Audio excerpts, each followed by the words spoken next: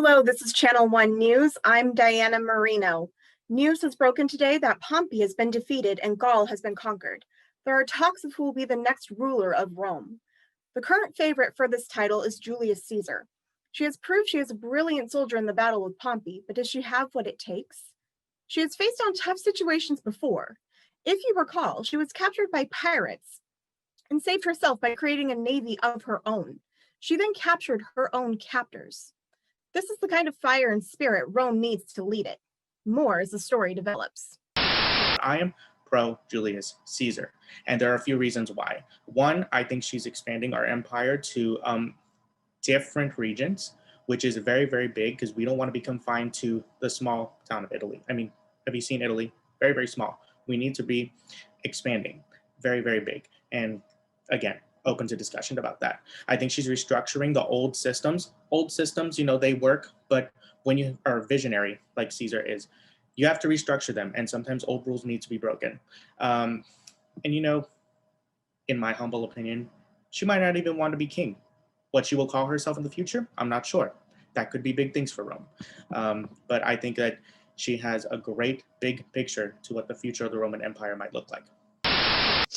What's up, my sweets? Ooh, your favorite commentator, Gingivitis, is back, and I am so glad you're all joining me for the tea today. Ooh, get ready, because it's super strong, and I'm going to need you all to help me sweeten it up. Caesar's home, in case you couldn't tell. I mean, seriously, she expects us all to celebrate the fact that she's just out there, doing her job. I mean, really, congratulations on doing your freaking job. But then Caesar's always been good at celebrating herself.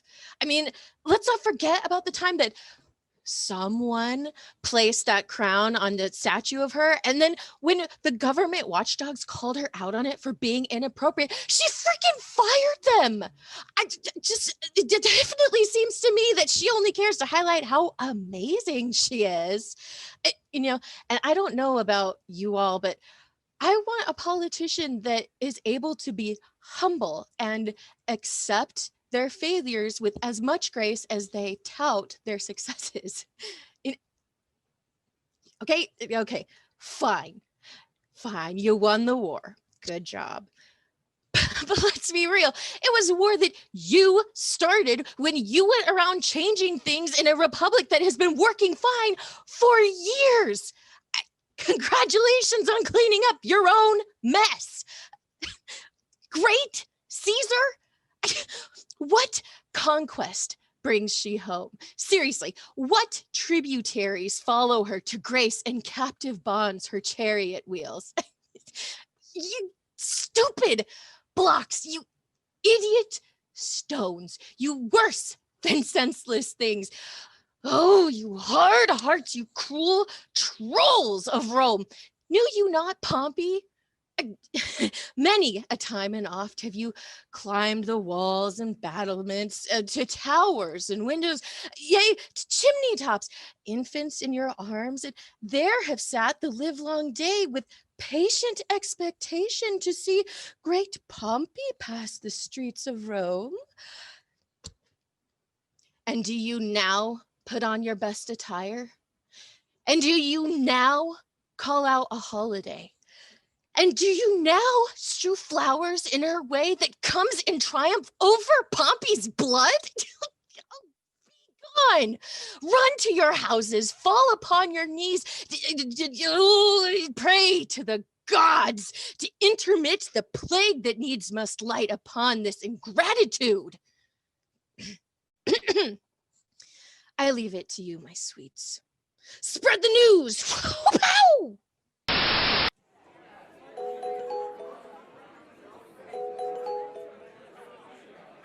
Calpurnia. Peace. Ho. Caesar speaks. Calpurnia. Trying to reach you. Here, my lord. Why Stand you directly in Antonius's way when he doth run his course? Antonius! Caesar, my lord. Forget not in your speed, Antonius, to touch Calpurnia. For our elders say the troubled, touched in this holy chase, shake off their anxious curse. I shall remember. When Caesar says do this, it is performed. Sit on, and leave no ceremony out. Caesar! Who calls? Bid every noise be still. Peace yet again. Who is it in the press that calls on me? I hear a tongue shriller than all the music cry, Caesar. Speak, Caesar is turned to hear. Beware the Ides of March. What man is that? A soothsayer bids you beware the Ides of March. What sayest thou to me now? Speak once again. Beware the Ides of March. He is a dreamer. Let us leave him. Pass.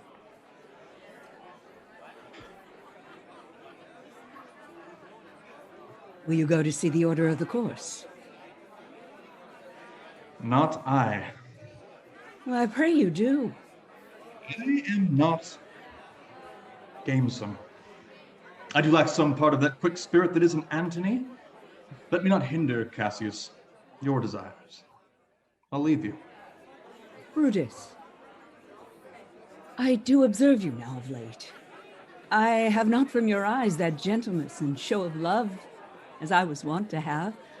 You bear too stubborn and too strange a hand over the friend that loves you. Cassius, be not deceived. If I have veiled my look, I turn the trouble of my countenance merely upon myself. Vexed I am, of late, with passions of some difference, conceptions only proper to myself, which give some soil perhaps to my behaviors. But let not therefore my good friends be grieved, among which number, Cassius, be you one. Nor construe any further my neglect than that poor Brutus, with himself at war, forgets the show of love to other souls. Then, Brutus, I have much mistook your passion, by means whereof this breast of mine hath buried thoughts of great value, worthy cogitations. Tell me, good Brutus, can you see your face?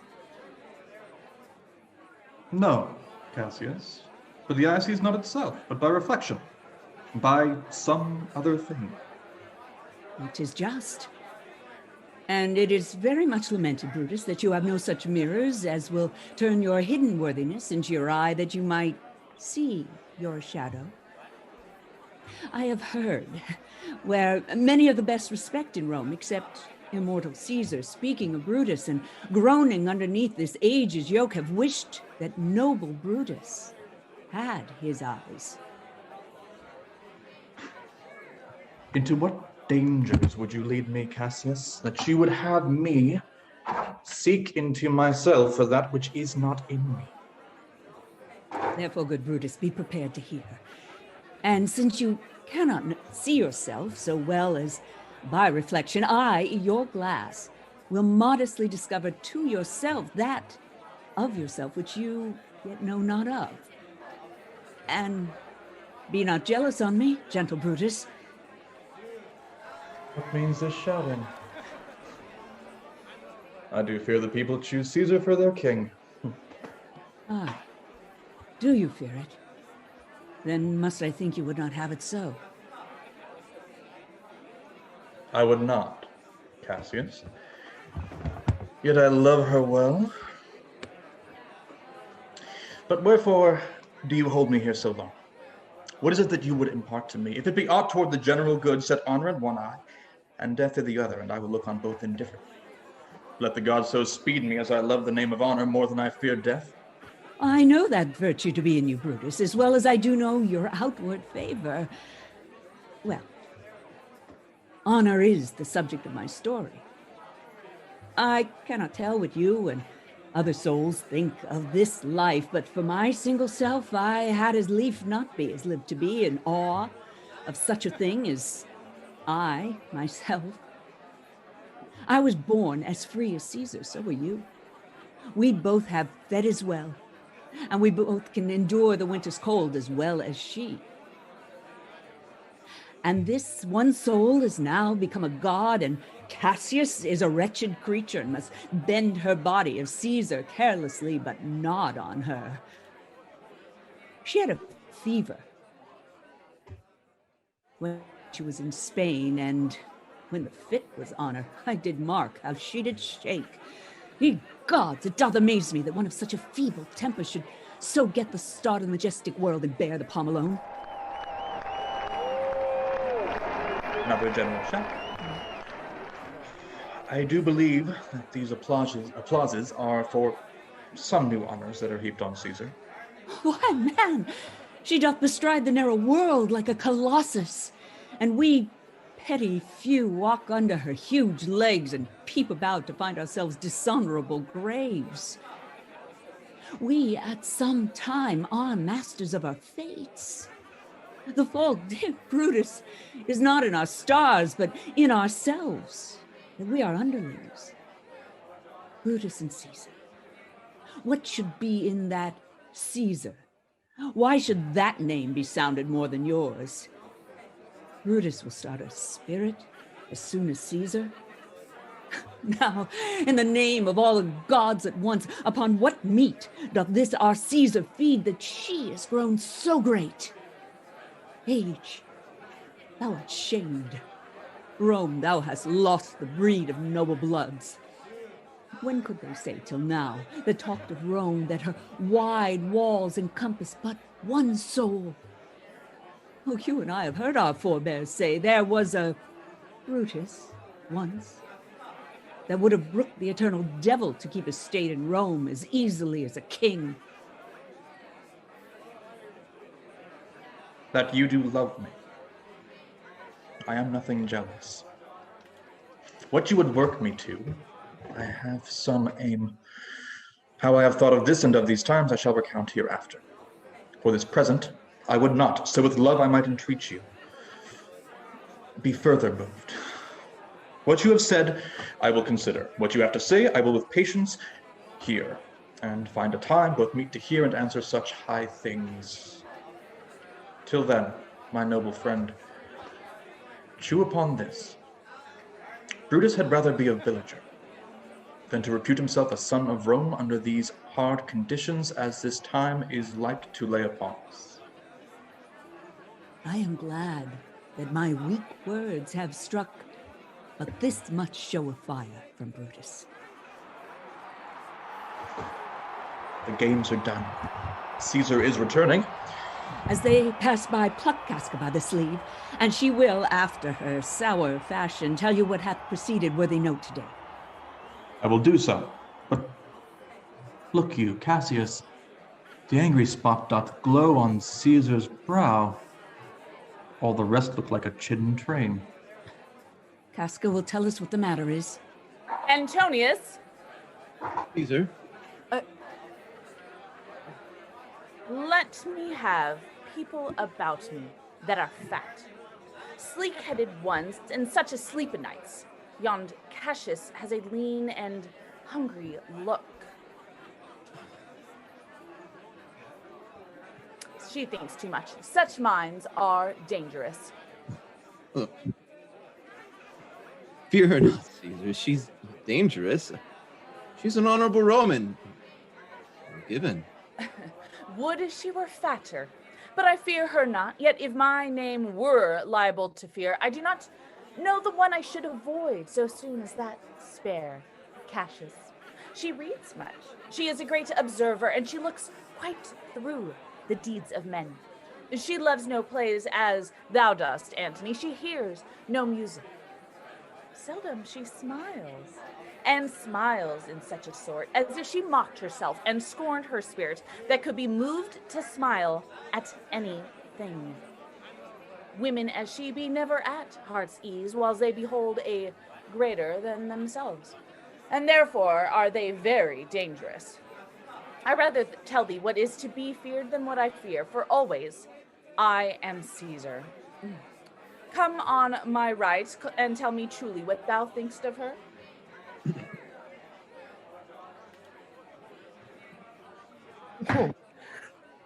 You messaged me. Would you speak with me?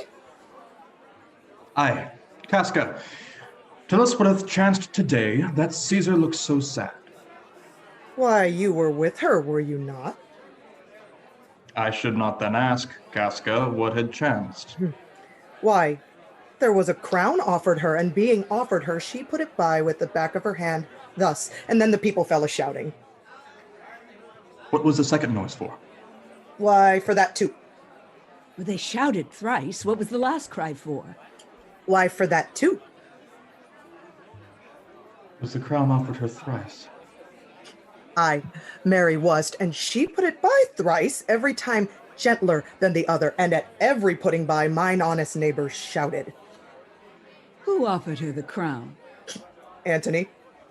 Tell us the manner of it, gentle Casca. I can as well be hanged as tell the manner of it. It was mere foolery. I did not mark it. I saw Mark Antony offer her a crown, yet 'twas not a crown neither. 'Twas one of these coronets, and as I told you, she put it by once, but for all that to my thinking, she would fain have had it. Then he offered it to her again. She put it by again, but to my thinking, she was very loath to lay her fingers off it.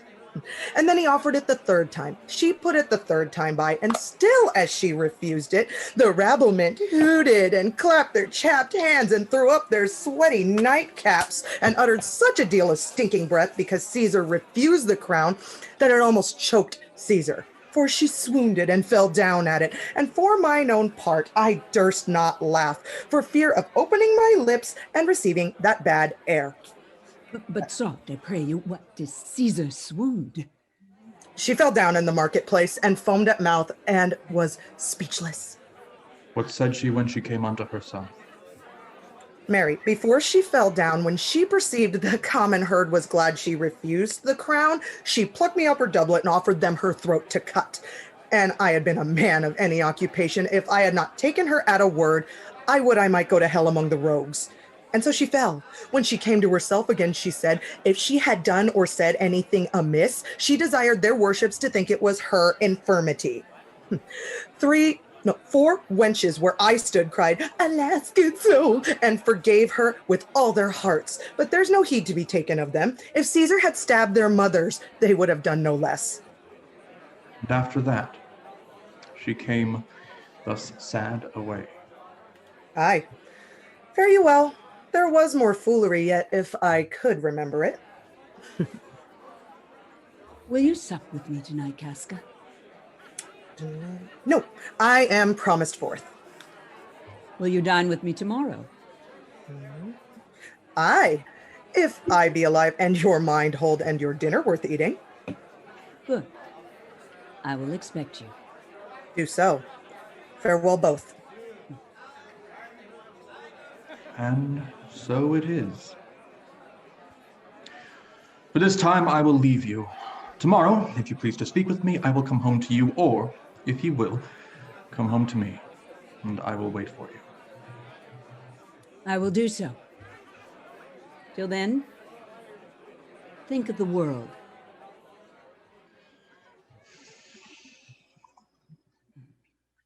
Well, Brutus, thou art noble. Yet I see thy honorable metal may be wrought from that it is disposed. Therefore it is meet that noble minds keep ever with their likes. For who's so firm that cannot be seduced? I will this night, in several hands, in at his windows throw, as if they came from several citizens, writings all tending to the great opinion that Rome holds of his name, wherein obscurely Caesar's ambition shall be glanced at. And after this, let Caesar seat her sure, for we will shake her, or worse days endure.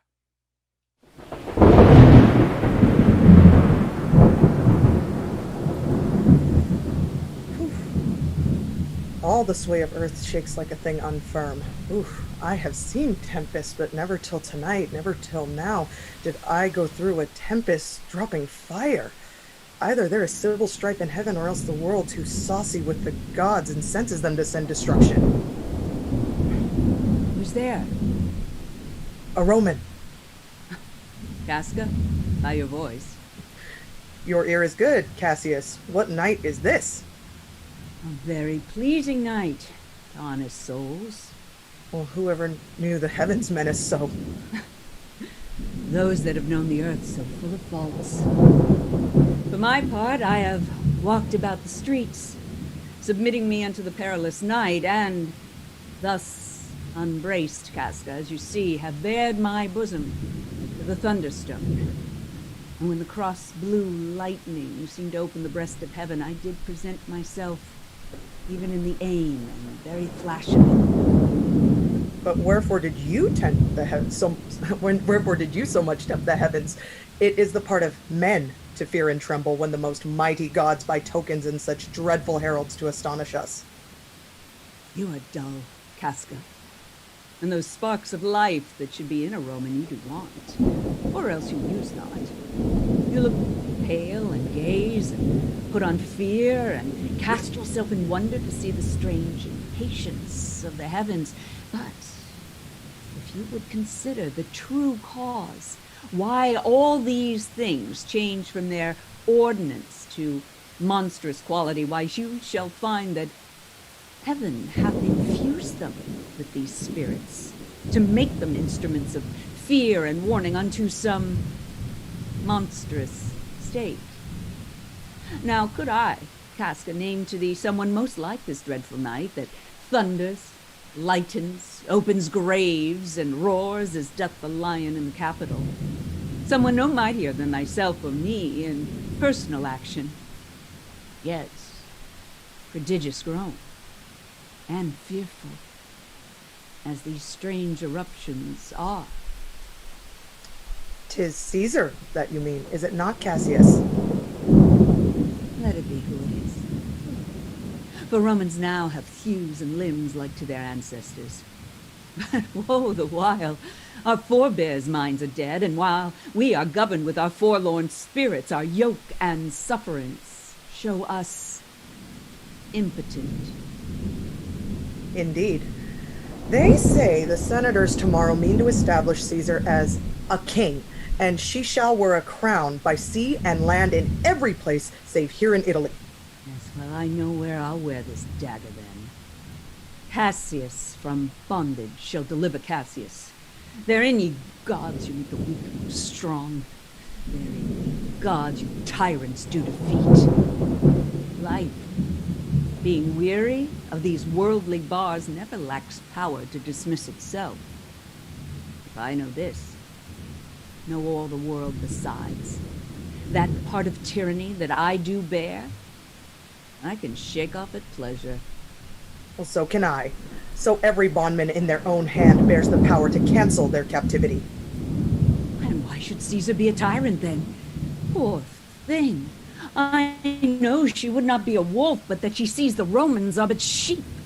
Those that with haste will make a mighty fire begin it with weak straws. What trash is Rome? What rubbish and what offal when it serves the base matter to illuminate so vile a thing as Caesar? But oh, where hast thou led me? I perhaps speak this before a willing bondman. Then I know my answer must be made. You speak to Casca, and to such a one that is no fleering telltale. Hold my hand. Be factious for redress of all these griefs, and I will set this foot of mine as far as who goes farthest. Now, there's a bargain made. Now know you, Casca, I have moved already some certain of the noblest minded Romans to undergo with me an enterprise of honorable, dangerous consequence. Oh, Cassius, if you could but win the noble Brutus to our party, he's a tie in all the people's hearts, and that which would appear offense in us, his countenance like richest alchemy will change to virtue and to worthiness. Him and his worth and our great need of him you have right well conceded. For it is after midnight, and ere day we will awake him and be sure of him.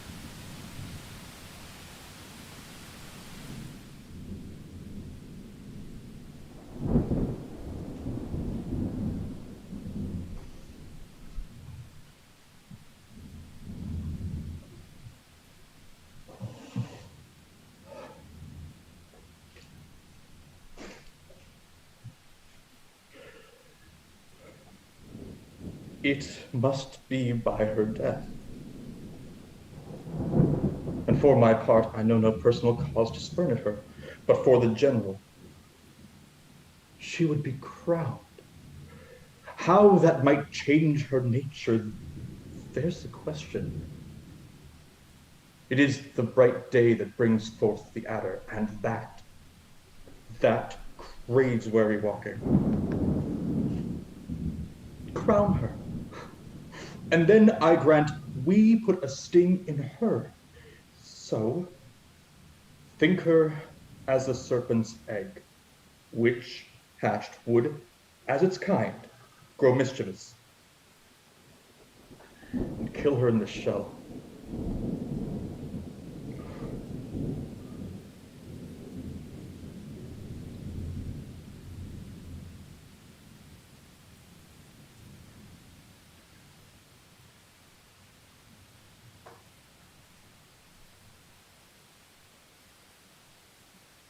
Wife? Portia? Fast asleep. It is no matter. Enjoy the honey-heavy dew of slumber. Thou hast no figures nor no fantasies, which busy care draws in the brains of men. Therefore thou sleepst so sound. Called you, my lord? Get me a taper in my study, Portia. When it is lighted, come and call me here. The taper burneth in your closet. Searching the window for a flint, I saw this message, yet unread. And I'm sure it didn't sit there when I went to bed. Get you to bed again. It is not day. Is not tomorrow, wife, the Ides of March? I know not, my lord. Look in the calendar and bring me word. I will.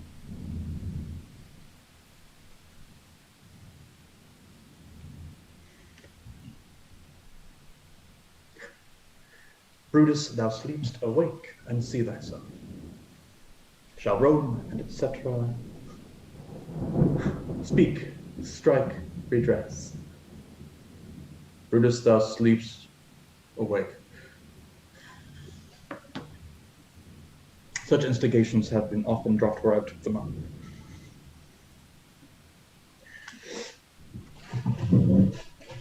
Shall Rome stand under one king's awe? What? Rome. My ancestors did from the streets of Rome the Tarquin drive when he was called a king. Speak, strike, redress. Am I entreated to speak and strike? Oh, Rome, I make thee promise.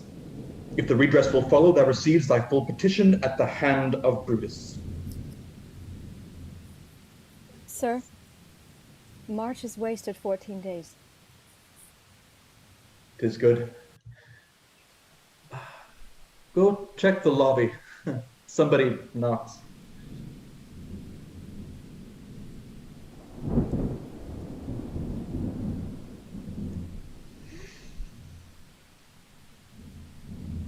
Since Cassius first did wet me against Caesar, I have not slept. Between the acting of a terrible thing and the first motion, all the interim is like a phantasma or a hideous dream. Sir, 'tis your sister Cassius in the room who doth desire to see you. Is she alone? No, there is one more with her. Their hats are plucked about their ears, and half their faces buried in their cloaks. Let him enter.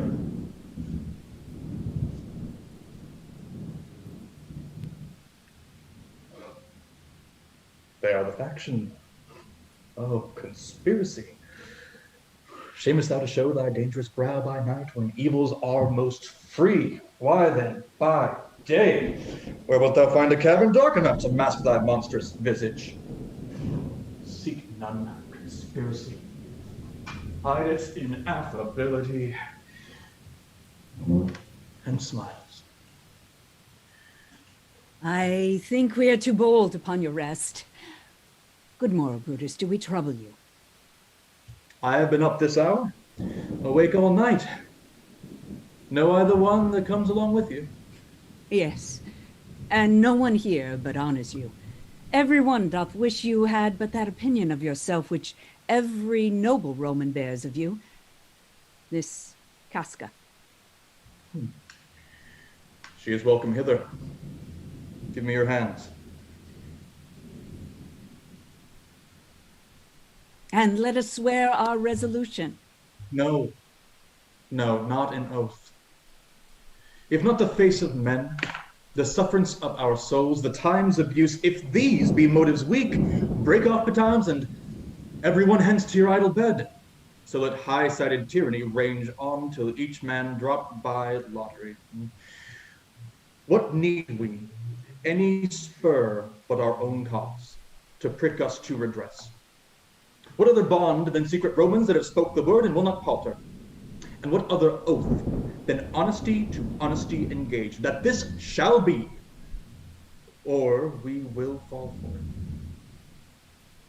Do not stain the even virtue of our enterprise, nor the insuppressive metal of our spirits, to think that or our cause or our performance did need an oath, when every drop of blood that every Roman bears, and nobly bears, is guilty of a several bastardy if he do break the smallest particle of any promise that hath passed from him.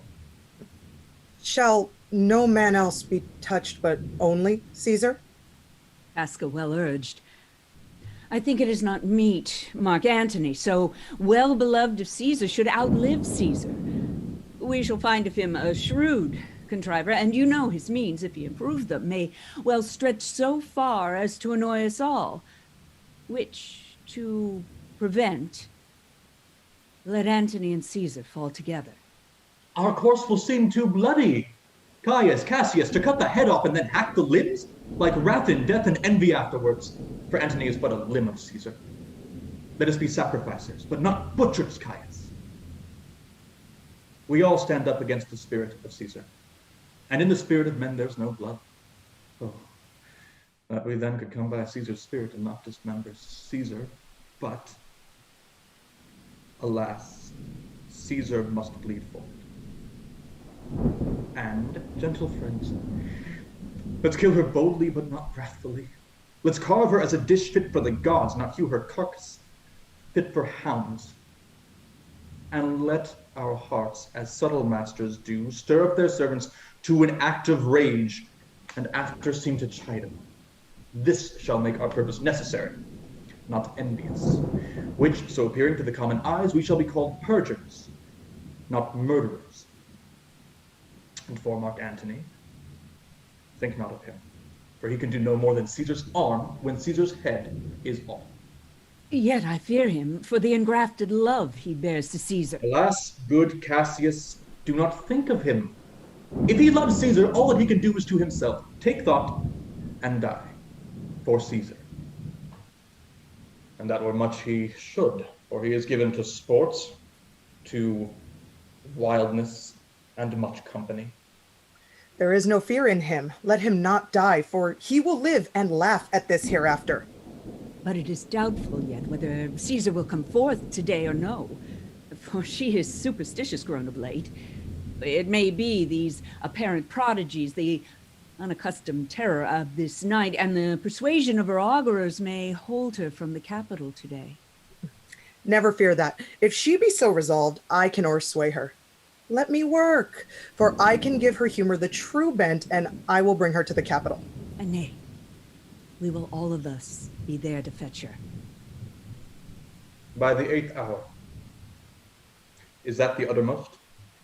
Be that the uttermost, and fail not then. This morning comes upon us. We'll leave you, Brutus, and friends, disperse yourselves.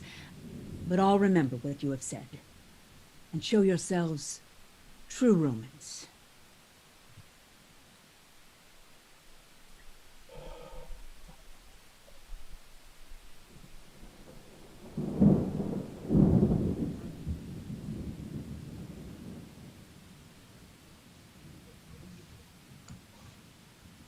Brutus, my lord. Portia. What mean you? Wherefore rise you now? It is not for your help thus to commit your weak condition to the raw, cold morning. Nor for yours neither.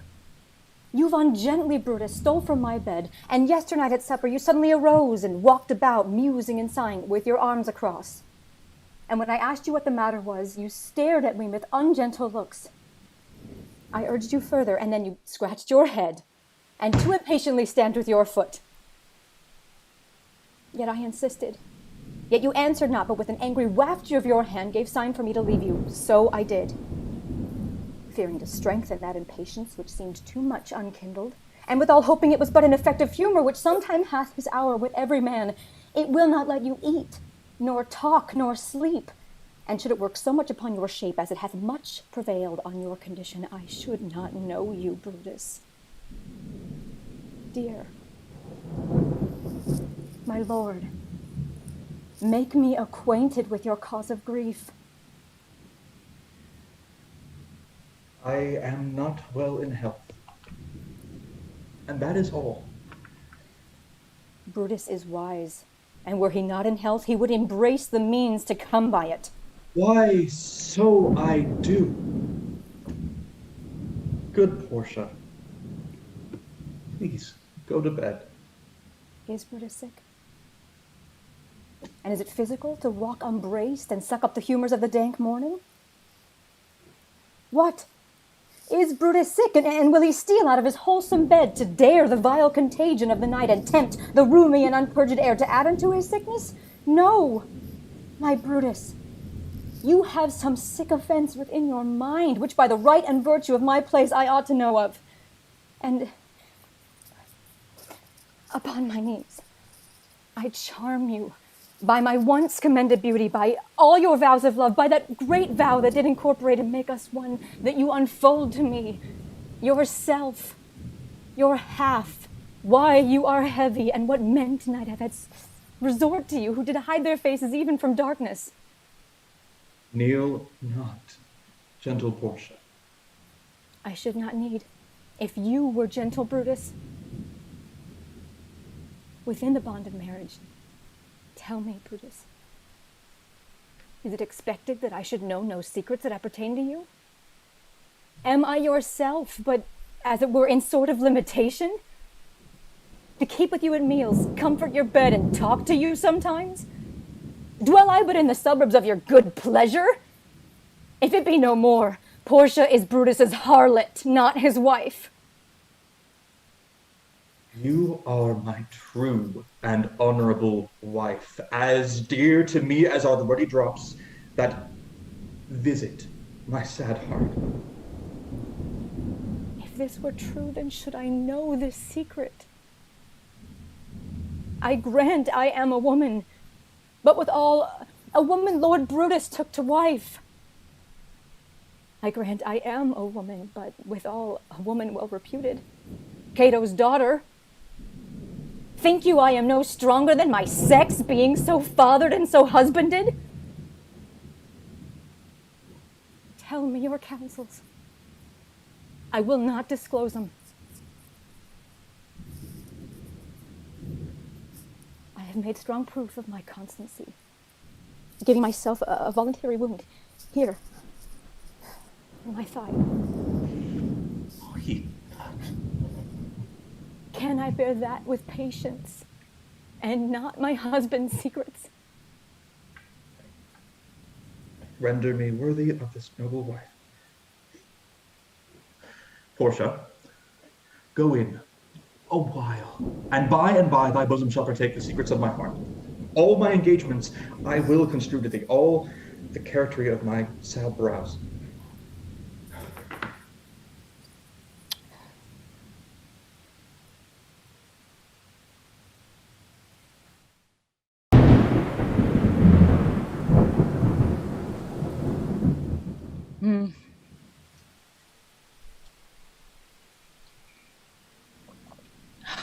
Nor heaven nor earth have been at peace tonight.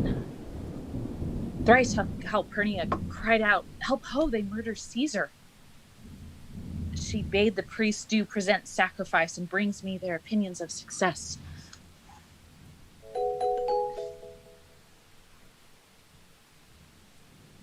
What mean you, Caesar? Think you to walk forth? You shall not stir out of your house today. Caesar shall forth. The things that threatened me ne'er looked but on my back. When they shall see the face of Caesar, they are vanished. Caesar, I never stood on ceremonies. Yet now they fright me.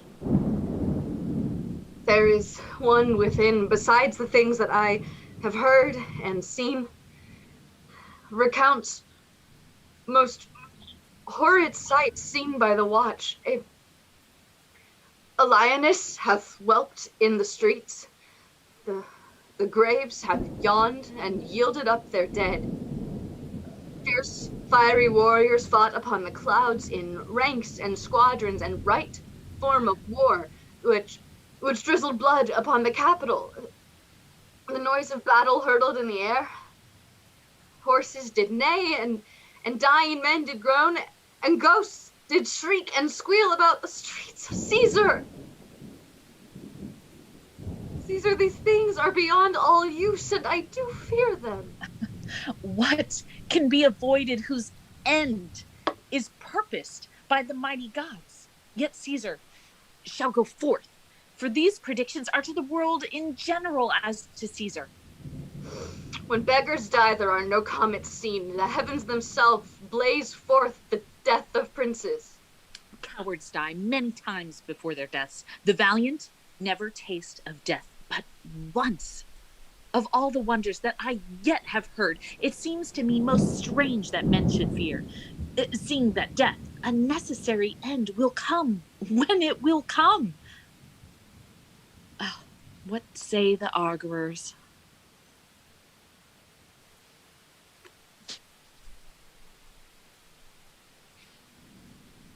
They would not have you stir forth today, plucking the entrails of an offering forth. They could not find a heart within the beast.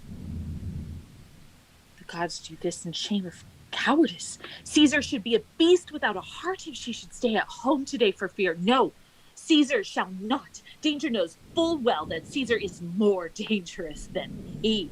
We are two lions littered in one day, and I, the elder and more terrible, and Caesar shall go forth. Alas, my lord! Your wisdom is consumed in confidence.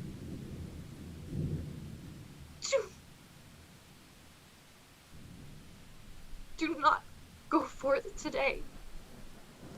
Call it my fear that keeps you in the house and not your own.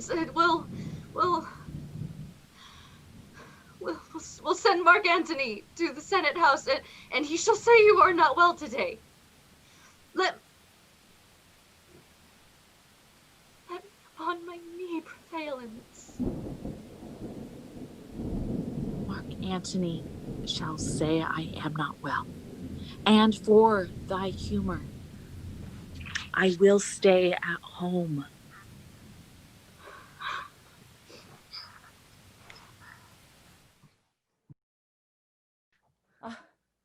Here's Casca. She shall tell them so.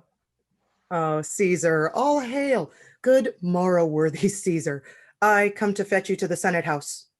And you are come in very happy time to bear my greeting to the senators and tell them I will not come today. Cannot is false, and then I dare not, falser. I will not come today. Tell them so, Casca. Say he is sick. Shall Caesar send a lie? Have I in conquest stretched mine arms so far to be afraid to tell graybeards the truth? Casca, go tell them Caesar will not come. Most mighty Caesar, let me know some cause lest I be laughed at when I tell them so. The cause is in my will. I will not come. That is enough to satisfy the Senate. But for your private satisfaction, because I love you, I will let you know.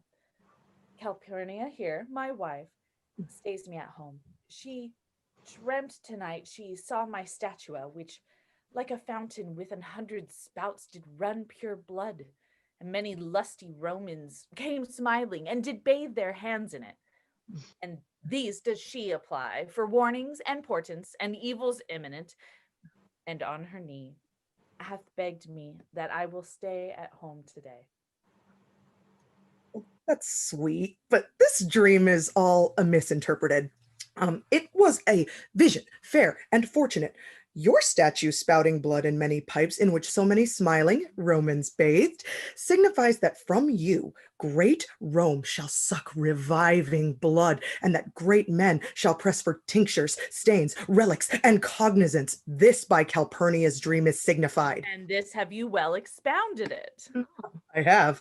When you have heard what I can say, and know it now, the Senate have concluded to give this day a crown to mighty Caesar. If you shall send them word you will not come, their minds may change. Besides, it were a mock apt to be rendered for someone to say, break up the Senate till another time when Caesar's wife shall meet with better dreams. Dare you? I'm sorry. If Caesar hide herself, shall they not post that, lo, Caesar is afraid? Pardon me, Caesar, for my dear, dear love to your proceeding bids me tell you this, and reason to my love is liable. How foolish do your fears seem now, Calpurnia. I am ashamed I did yield to them. Give me my robe, for I will go. And look where Cassius is come to fetch me. Good morrow, Caesar. Good morrow. Welcome, Cassius. Oh, what, Brutus, are you stirred so early too? What is t'clock? Caesar, 'tis strucken 8. I thank you for your pains and courtesy. See, Antony, that revels long nights, is notwithstanding up. Good morrow, Antony. So do you, most noble Caesar. Now, Casca, now, Brutus. What, Cassius? I have an hour's talk in store for you. Remember that you call on me today. Be near me, that I may remember you. Oh, Caesar, I will. And so near will I be that your best friend shall wish I had been further. Good friends, go in and taste some wine with me, and we, like friends, will straightway go together. But every like is not the same, oh Caesar. The heart of Brutus yearns to think upon.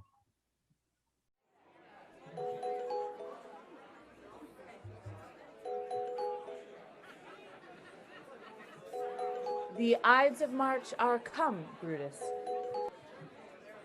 Aye, Caesar, but not gone.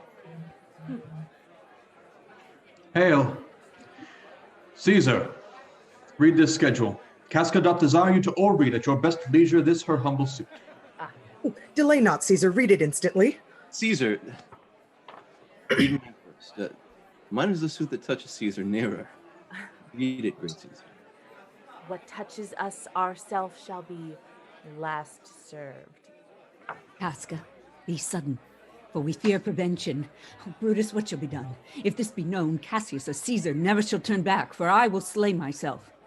Cassius, be constant. Mark Antony speaks not of our purposes, for look, he smiles, and Caesar doth not change. Casca knows her time, for look you, Brutus, she draws Mark Antony out of the way. Let her go, and presently prefer her suit to Caesar. She is addressed. Press near and second her. Casca, you are the first that rears your hand. Are we all ready? What is now amiss that Caesar and her Senate must redress?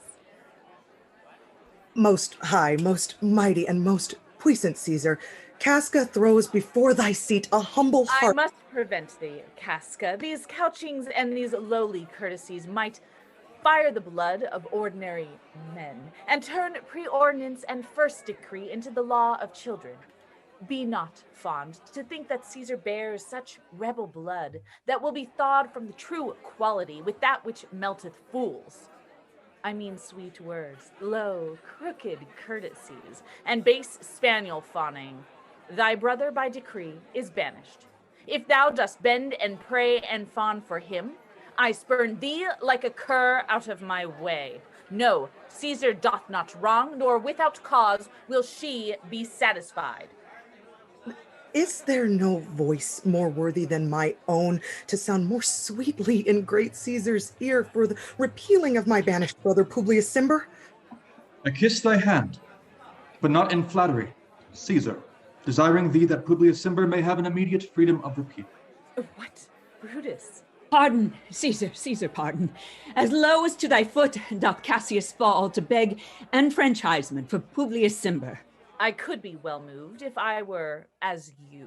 If I could pray to move, prayers would move me. But I am constant as the northern star, of whose true fixed and resting quality, let me a little show it, even in this, that I was constant, Cimber should be banished so, and constant do remain to keep him so.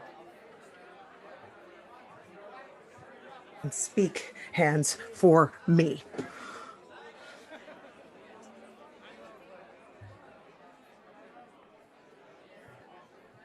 Et tu, Brute?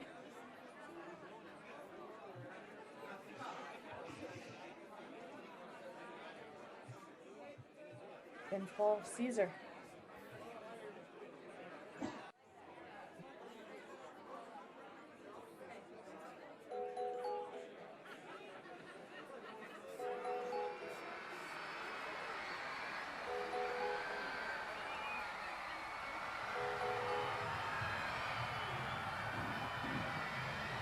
Liberty, freedom, tyranny is dead. Run hence, proclaim quiet about the streets.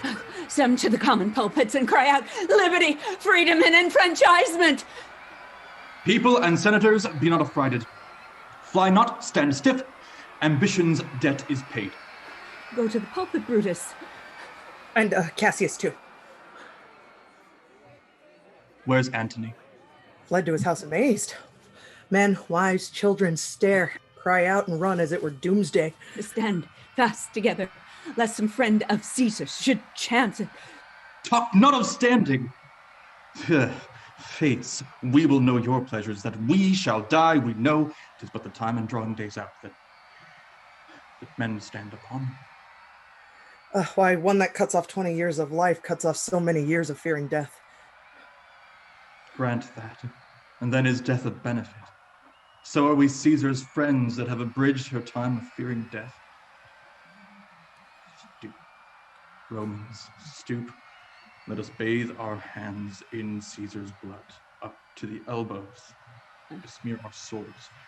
Then walk we forth, even to the marketplace, and waving our red weapons o'er our heads, let's all cry, peace, freedom, liberty. Stoop then and wash. How many ages hence shall this our lofty scene be acted over in states unborn, yet in accents yet unknown? How many times shall Caesar bleed in sport, that now on Pompey's basis lies along no worthier than the dust? So oft as that shall be, so often shall the not of us be called Romans that gave their country liberty. What, shall we forth? Aye, everyone away. Brutus shall lead, and we will grace his heels with the most boldest and best hearts of Rome. Soft. Who comes here?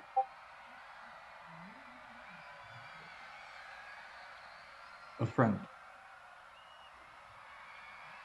Thus, Brutus, did Mark Antony bid me say. Brutus is noble, wise, valiant, and honest. Caesar was mighty, bold, royal, and loving. Say I love Brutus, and I honor him. Say I feared Caesar, loved her, and honored her.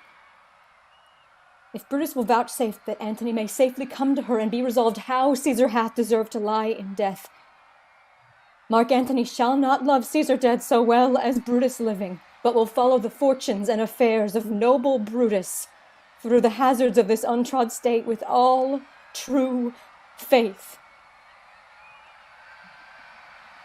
a wise and valiant Roman.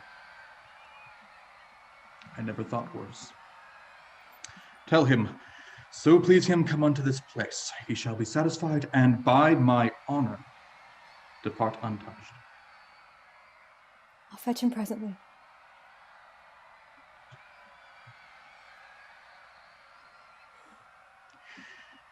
I know that we shall have him well to friend. I wish we may, but yet I have a mind that fears him much, and my misgivings still fall shrewdly to the purpose. Here comes Antony.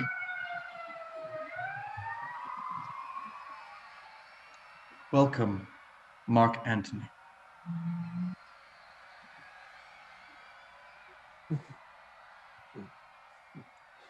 Mighty Caesar, dost thou lie so low? Are all thy conquests, glories, triumphs, spoils shrinked to this little measure? Fare thee well.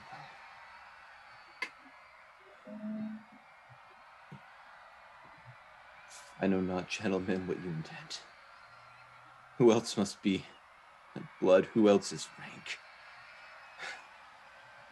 If I myself, there's no hour so fit as Caesar's death hour, and nor no instruments is half as worth as those your swords made rich, the most noble blood of all this world. I do beseech ye, if you bear me hard, now, whilst thy purple hands do reek and smoke, fulfill your pleasure. Live 1,000 years, I shall not find myself so apt to die. No place will please me so, no mean of death than here. By Caesar, and by you cut off, the choice master spirits of this age. Oh, Antony, beg not your death of us, though now we must appear bloody and cruel, as by our hands and this our present act you see we do. Yet see you but our hands, and this the bleeding business they have done. Our hearts you see not. They are pitiful, and pity to the general wrong of Rome. As fire drives out fire, so pity, pity hath done this deed on Caesar. For your part, to you our swords have leaden points, Mark Antony. Our arms in strength of malice and our hearts of brother's temper do receive you in with all kind love, good thoughts, and reverence. Your voice shall be as strong as any man's in the disposing of new dignities. Only be patient, till we have appeased the multitude, beside themselves with fear, and then we will deliver you the cause, why I that did love Caesar when I struck her, have thus proceeded. I doubt not your wisdom.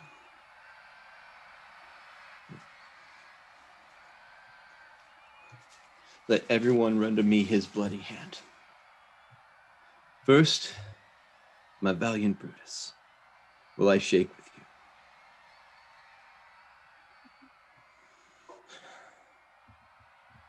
Next, Caius Cassius, do I take your hand.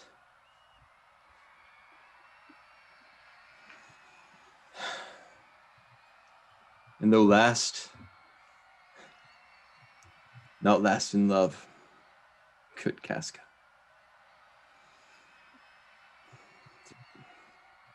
Gentlemen all, alas,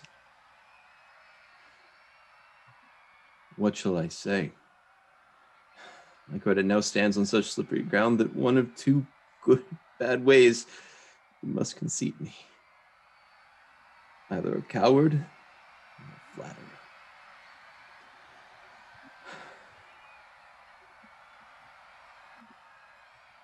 That I did love Caesar, oh, 'tis true. If then thy spirit look upon us now, shall it not grieve thee dearer to see thy death, to see thy Antony making his peace? taking the bloody fingers of thy foes. In the presence of thy corpse. Had I as many eyes as thou hast wounds, weeping as fast as they stream forth thy blood, it would become me better than to close in terms of friendship with thine enemies. Pardon me, Julius. Mark Antony, I blame you not for praising Caesar so, but what compact mean you to have with us? Will you be pricked in number of our friends, or shall we on and not depend on you? Therefore I took your hands. I was indeed swayed from the point by looking down on Caesar. Friend I am with you all, and love you all upon this hope that you'll give me reason why and wherein Caesar was dangerous. Or else were this a savage spectacle? Our reasons are so full of good regard that were you Antony, the son of Caesar, you should be satisfied. That is all I seek. And moreover, suitor, that I may produce your body to the marketplace, and in the pulpit, as becomes a friend, speak in the order of her funeral. You shall, Mark Antony. Brutus, a word with you. You know not what you do. Do not consent that Antony speak in her funeral. Know you how much the people may be moved by that which he will utter? By your pardon, I will myself into the pulpit first and show the reason of our Caesar's death. What Antony shall speak, I will protest. He speaks by leave and by permission, and that we are contented Caesar shall have all true rights and lawful ceremonies. It shall advantage us more than do us wrong. I know not what may fall, I like it not. Mark Antony, here, take you Caesar's body. You shall not in your funeral speech blame us, but speak all good you can devise of Caesar. And say you do it by our permission, else shall you not have any hand at all about her funeral. And you shall speak in the same pulpit whereto I am going, after my speech is ended. Be it so. I do desire no more. Prepare the body then, and follow us.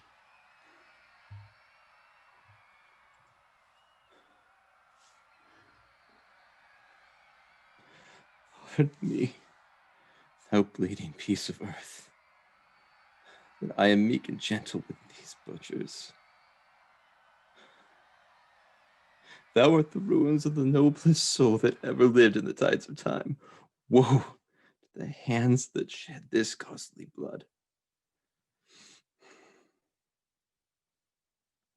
The curse shall light upon the limbs of men. Domestic fury and fierce civil strife shall cumber all the parts of Italy. Blood, destruction shall be so in use, and dreadful objects so familiar that mothers shall but smile when they behold their infants quartered at the hands of war, all pity choked from the custom of fell deeds. And Caesar's spirit, ranging for revenge, with Ate by her side, come hot from hell, shall in these confines with the monarch's voice cry havoc, and let slip the dogs of war, that these foul deeds shall smell above the earth with carrion men groaning for burial.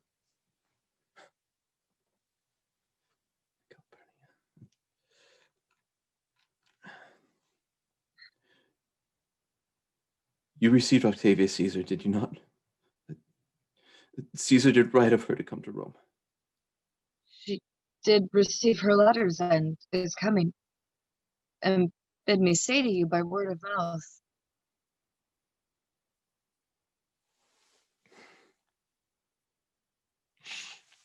Caesar.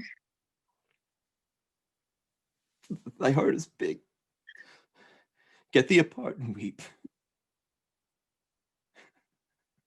Passion I see is catching from mine eyes those beads of sorrow stand in mine into water. Is Octavia coming? She lies tonight within 7 leagues of Rome. Here is a morning Rome, a dangerous Rome. No room for safety for Octavia yet. Stay a while. Thou shalt not back till I have borne the corpse into the marketplace. Then shall I try in my oration how the people take the cruel issue of these bloody men. According to which I shall discourse to young Octavia of the state of things. Lend me your hand.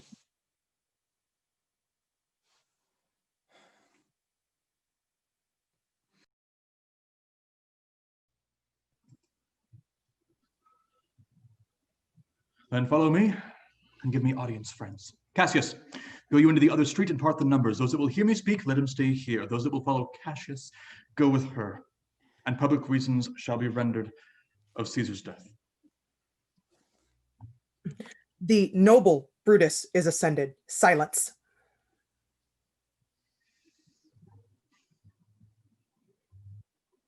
Romans, countrymen, and lovers, hear me for my cause, and be silent that you may hear. Believe me for mine honor, and have respect to mine honor that you may believe. Censure me in your wisdom, and awake your senses that you may be the better judge. If there be any in this assembly, any dear friend of Caesar's, to him I say that Brutus's love to Caesar was no less than his. If then that friend demand why Brutus rose against Caesar, this is my answer. Not that I loved Caesar less, but that I loved Rome more. Had you rather Caesar were living and die all slaves, than that Caesar were dead to live all free men?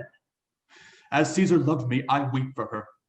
As she was fortunate, I rejoice at it. As she was valiant, I honor her. But as she was ambitious, I slew her. There is tears for her love, joy for her fortune, honor for her valor, and death for her ambition. Who is here so base that would be a bondman? If any, speak, for him have I offended.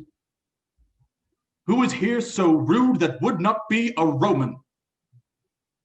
If any, speak, for him have I offended. Who is here so vile that would not love his country? If any, speak, for him have I offended. I pause for reply. None, Brutus, none. Then none have I offended. I have done no more to Caesar than you shall do to Brutus. The question of her death is enrolled in the Capitol. Her glory not extenuated, wherein she was worthy, nor her offenses enforced, for which she suffered death. Here comes her body, mourned by Mark Antony, who, though he had no hand in her death, shall receive the benefit of her dying, a place in the Commonwealth. As which of you shall not? With this I depart, that as I slew my best lover for the good of Rome, I have that same dagger for myself, when it shall please my country to need my death. Live, Brutus, live, live! Ah, Caesar's better part shall be crowned in Brutus. Yes. My countrymen. Peace, silence. Brutus speaks. Good countrymen, let me depart alone. And for my sake, stay here with Antony. Do grace to Caesar's corpse and grace his speech tending to Caesar's glories, which Mark Antony, by our permission, is allowed to make. I do entreat you, not a man depart, save I alone, till Antony have spoke.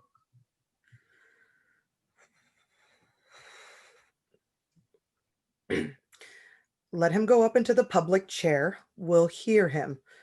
Noble Antony, go up. Brutus' sake, I'm beholden to you. What does he say of Brutus? He says, for Brutus' sake, he finds himself beholding to us all. 'Twere best he speak no harm of Brutus here.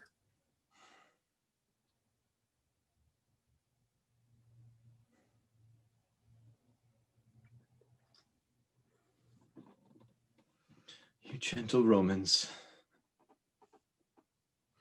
Peace, ho, let us hear him.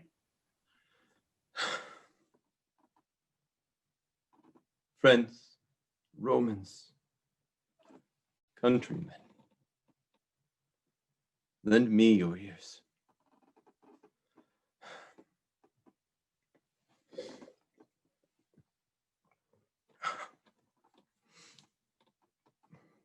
I come to bury Caesar, not to praise her, for the evil that men do lives after them. The good is often interred in their bones. So let it be with Caesar. The noble Brutus has told you that Caesar was ambitious. If it were so, this is a grievous fault, and grievously has Caesar answered it.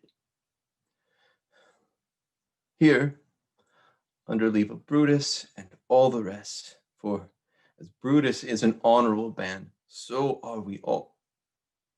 All honorable men, come I to speak at Caesar's funeral.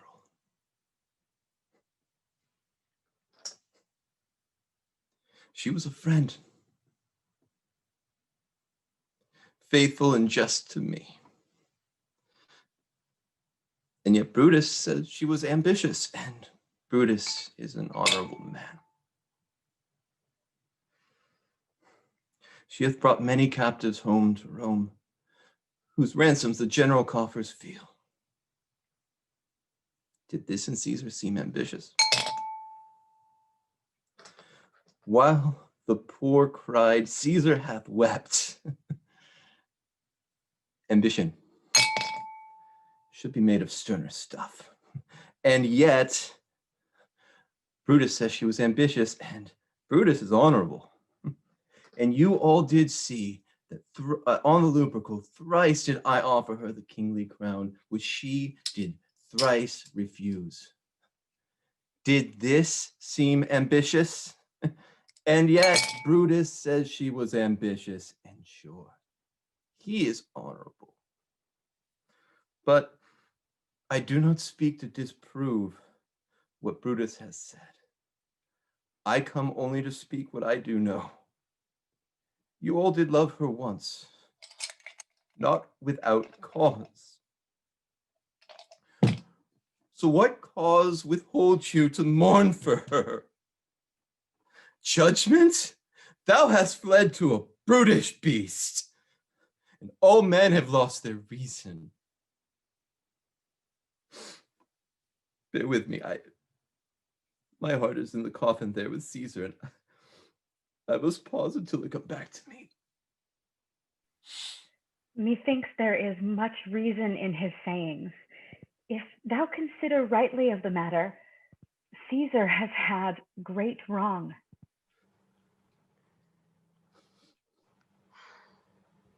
Has she not, masters? I fear there will worse come in her place. Marked ye these words? She would not take the crown, therefore 'tis certain she was not ambitious. If it be found so, some will dear abide it. Poor soul, his eyes are red as fire with weeping. There is not a nobler man in Rome than Antony. Now, Mark, he begins again to speak. But yesterday, the word of Caesar might have stood against the world. Now lies she there, none so poor as to do her reverence. Masters, were I disposed to move you and your minds to thoughts of mutiny and rage, I would do Brutus wrong and Cassius wrong. And you all know they are honorable. I would instead choose to wrong myself, to wrong the dead, to wrong you all, than I would to wrong such honorable men. But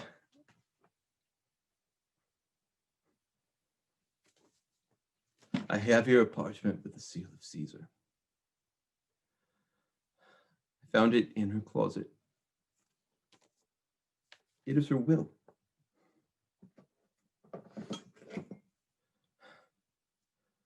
Would that the commons hear this testament, which, I'm sorry, I do not mean to read it.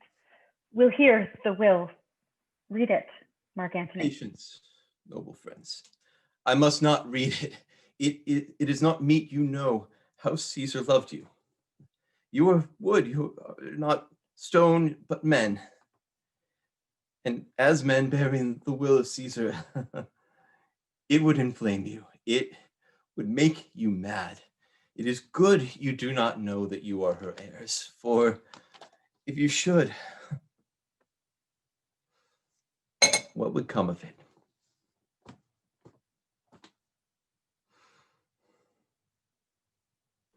Read the will. We'll hear it, Antony. You shall read the will, Caesar's will. You will compel me then to read the will. But I overshot myself in telling you of it. I do fear that I will wrong the honorable men whose daggers stabbed Caesar. I do fear it. They were traitors, honorable men. They were villains, murderers. The will. Read the will. If you have tears, prepare to shed them now. You all know this mantle. Look, in this place ran Cassius' dagger through. See what a rent the envious casket had made. Through this, the beloved Brutus stabbed, and as he plucked his cursed steel away, mark how the blood of Caesar followed it, for you all know that Brutus was Caesar's angel. God's judge how she loved him. This was the unkindest cut of all, for when she saw him stab, ingratitude stronger than a traitor's arm quite vanquished her and burst her mighty heart. And what a fall there was, my countrymen, and then you and I and all of us fell while bloody treason flourished over us. Oh, noble Caesar. Woeful day. Revenge. About. Seek. Burn. Fire. Kill. Slay. Let not a traitor live. Good friends, sweet friends, do not let me stir you to such a sudden flood of mutiny. They that did these deeds are honorable. What private griefs they have, alas, I know not what made them do it. But They are wise and honorable and will no doubt with reasons answer. I do not mean to stir your heart.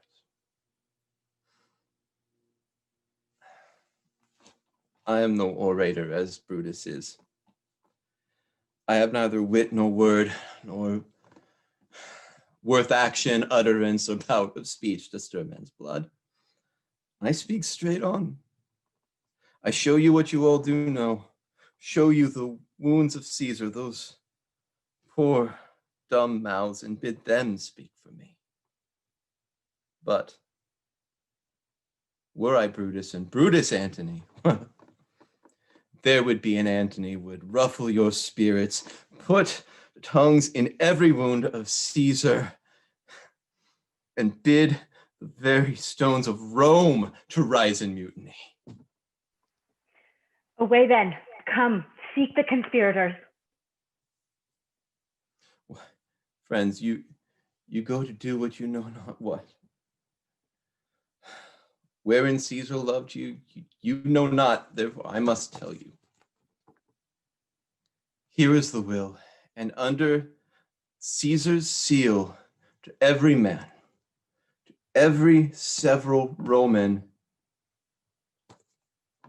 75 drachmas. Moreover, she hath left you all her walks, her private arbors, her newly planted orchards. She hath left them to you all, and your heirs forever. Here was a Caesar. When comes such another? Never, never. Come away. We'll burn her body in the holy place, and with the brand's fire, the traitors' houses, I will take up the body.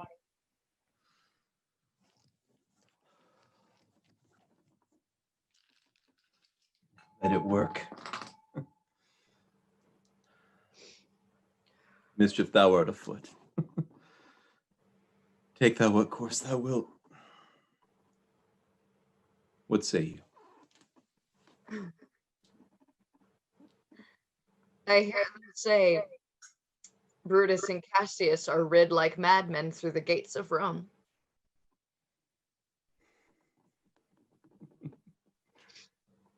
Fortune is merry. And in this mood will give us anything. Bring me to Octavius.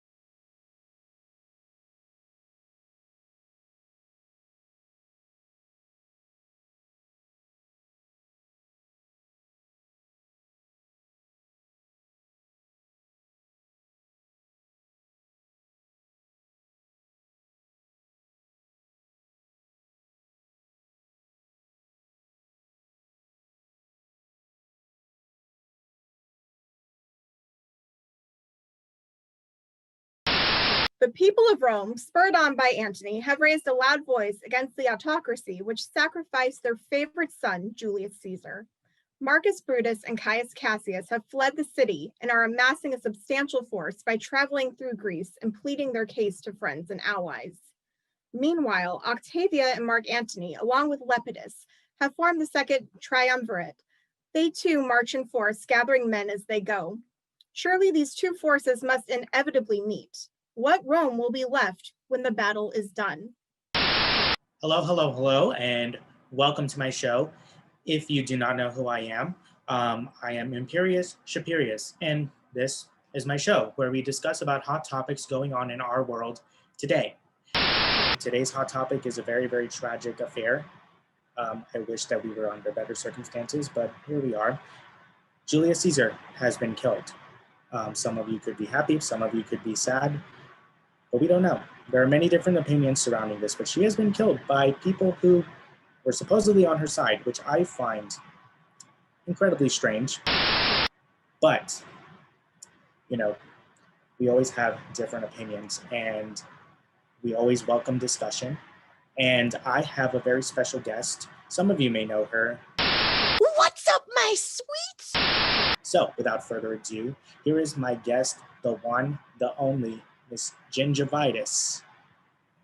Gingivitis, are you here? Yes, you're here. What's up? Hey, thanks for having me on the show. Lovely to have you. Lovely to have you. So, let's get right into it. So, big thing. I just wanted to know, what are your thoughts about all of this, considering your opinion on Julius Caesar? I really want to know. I really want to see.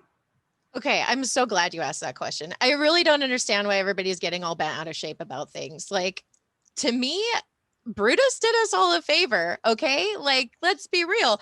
Caesar was gonna be a freaking dictator, okay? We have this Republic of Rome. Here's this guy setting herself up, like you do, to be the ruler of everyone, and yet Brutus is the one who stepped in and it stood up.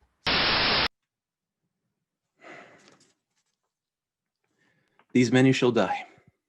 Their names are pricked. Upon condition, Publius shall not live, who was your sister's son, Mark Antony. He shall not live. Look, with a spot I damn him. Lepidus is gone to Caesar's house to fetch the will hither, and we shall determine how to cut off some charge and legacies. Lepidus is a slight, unmeritable man, need to be sent on errands. Is it fit that the threefold world divided, he should stand one of the three to share it? So you sought him and took his voice, who should be pricked to die, in our black sentence and prescription. Octavia, I have seen more years than you. And though we lay these honors on this man to ease ourselves of diverse slanderous loads, he shall but bear them as an ass bears gold, to groan and sweat under the business, with either led or driven as we point the way. And having brought our treasure where we will, then take we down his load and turn him off, like an empty ass, and to shake his ears and crazen the commons. You may do your will, but he's a tried and valiant soldier. So is my horse, Octavia. It is a creature that I teach to fight, to wind, to stop, and run directly on, his corporal motion governed by my spirits. And in some taste is Lepidus, but so. Do not talk of him but as property. And now, Octavia, listen. Great things. Brutus and Cassius are levying power. We must straight make head. Therefore, let our alliance be combined. Our best friends made, our means stretched. And let us presently go sit in council, how convert matters may be best disclosed. And open peril's surest answered. Let us do so, for we are at the stake and bait about with many enemies. And some that smile have in their hearts, I fear, millions of mischief.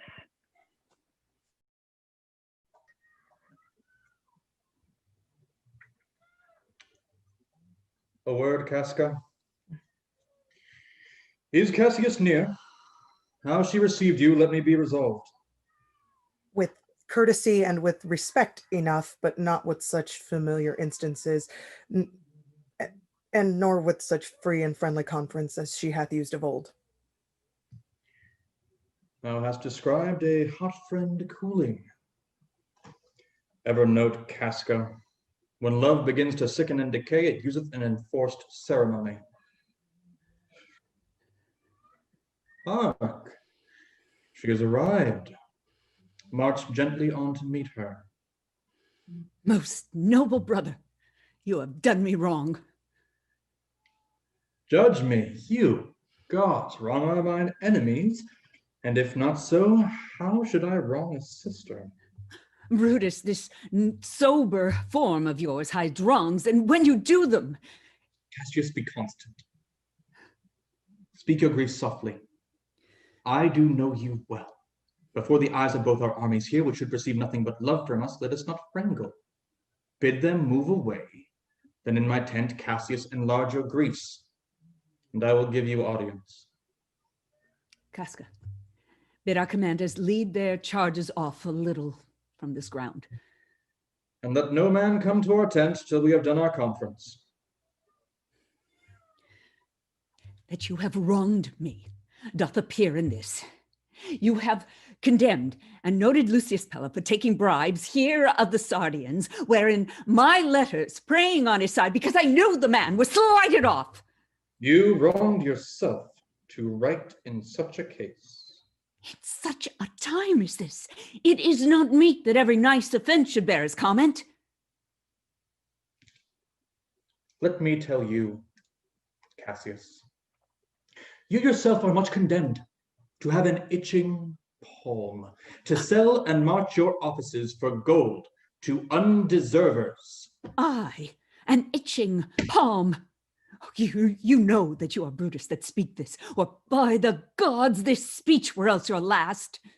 The name of Cassius honors this corruption, and chastisement doth therefore hide his head. Chastisement? Remember March. The Ides of March, remember? Did not great Julius plead for justice's sake? What villain touched her body that did stab and not for justice? What? Shall one of us that struck the foremost woman of this world, but for supporting robbers, shall we now contaminate our fingers with base bribes and sell the mighty space of our large honors for so much trash as may be grasped? Thus I had rather be a dog and bay the moon than such a Roman. Brutus, bane on me, I'll not endure it. You forget yourself to hedge me in. I am a soldier, I, older, in practice abler than yourself to make conditions. Go to. You are not Cassius. I am. I say you are not. Urge me no more, I shall forget myself. Have mind upon your health. Tempt me no further. Away, slight woman. It's possible. Hear me, for I will speak. Must I give way and room to your rash choler? Shall I be frighted when a madman stares? Oh, ye gods, must I endure all this? All this? Aye, more. Fret till your proud heart break. Go show your slaves how choleric you are, and make your bondmen tremble. Must I budge?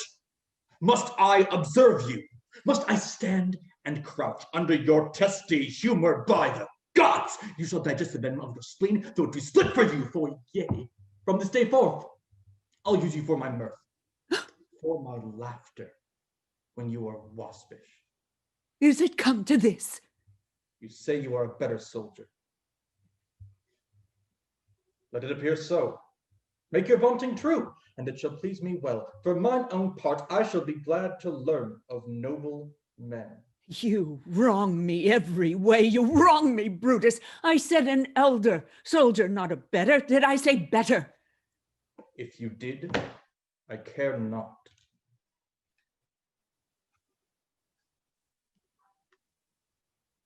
When Caesar lived, she durst not thus have moved me. Peace, peace. You durst not so have tempted her. I durst not. No. I durst not tempt her. For your life you durst not. Oh, do not presume too much upon my love. I may do that I shall be sorry for. You have done that you should be sorry for. There is no terror, Cassius, in your threats. For I am armed so strong in honesty that they pass by me as the idle wind, which I respect not. I did send to you for certain sums of gold to pay my legions, which you denied me. Was that done like Cassius? Should I have answered Caius Cassius so, when Marcus Brutus grows so covetous to lock such rascal counters from his friends? Be ready, gods, with all your thunderbolts, dash him to pieces. I denied you not. You did. I did not. He was but a fool that brought my answer back. Brutus hath arrived my heart. A friend should bear his friend's infirmities, but Brutus makes mine greater than they are. I do not, till you practice them on me. You love me not. I do not like your faults. A friendly eye could never see such faults. A flatterers would not, though they do appear as huge as high Olympus. Come, Antony, and young Octavia, come, revenge yourselves alone on Cassius. For Cassius is a weary of the world, hated by one she loves. There is my dagger. And here, my naked breast, within a hard eye, I that denied thee gold will give my heart. Strike, as thou didst at Caesar, for I know, when thou didst hate her worst, thou lovest her better than ever thou lovest Cassius.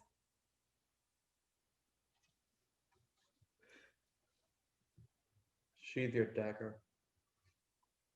Oh, Cassius, you are yoked with a lamb that carries anger as the flint bears fire, who much enforced shows a hasty spark, and quick is cold again.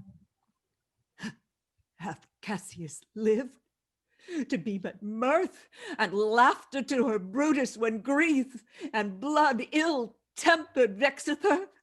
When I spoke that, I was ill-tempered too. Do you confess so much? Give me your hand.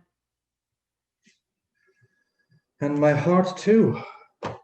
Casca, a bowl of wine. I did not think you could have been so angry. Oh, Cassius, I am sick of many griefs. Of your philosophy you make no use if you give place to accidental evils. No man bears sorrow better.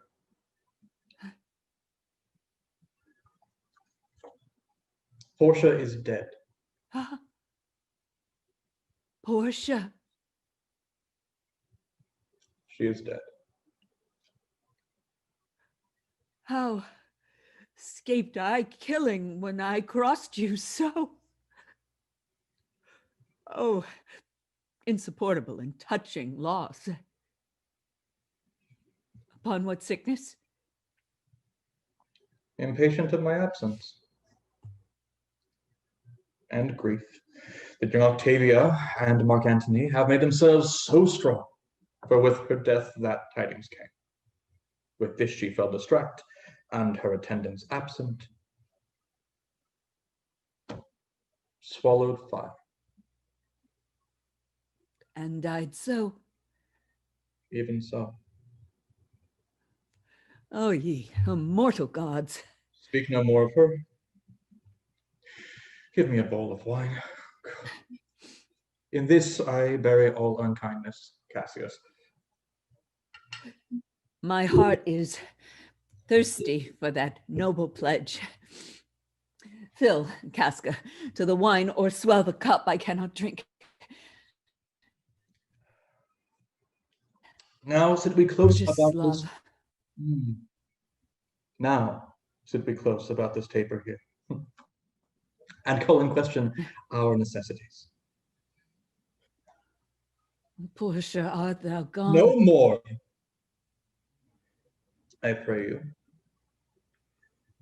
Cassius, I have here received letters that young Octavia and Mark Antony come down upon us with a mighty power, bending their expedition toward Philippi.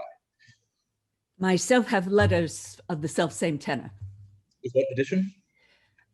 By prescription and bills of outlawry, Octavia, Antony, and Lepidus have put to death 100 senators. Therein our letters do not well agree. Mine speak of 70 senators that died by their proscriptions, Cicero being one. Cicero one. Aye, Cicero is dead, and by that order of prescription. Had you your letters from your wife, my lord? No, Casca.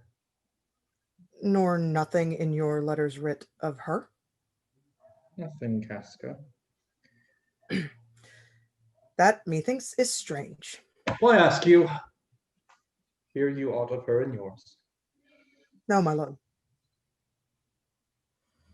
Now, as you are a Roman, tell me true. Then like a Roman bear the truth I tell, for certain she's dead, and by strange manner. Why, farewell, Portia. We must die, Casca, with meditating that she must die once. I have the patience to endure it now. Even so, great men great losses should endure. I have as much of this in art as you, but yet my nature could not bear it so. To our work alive. What do you think of marching to Philippi presently? I do not think it good. Your reason? This it is.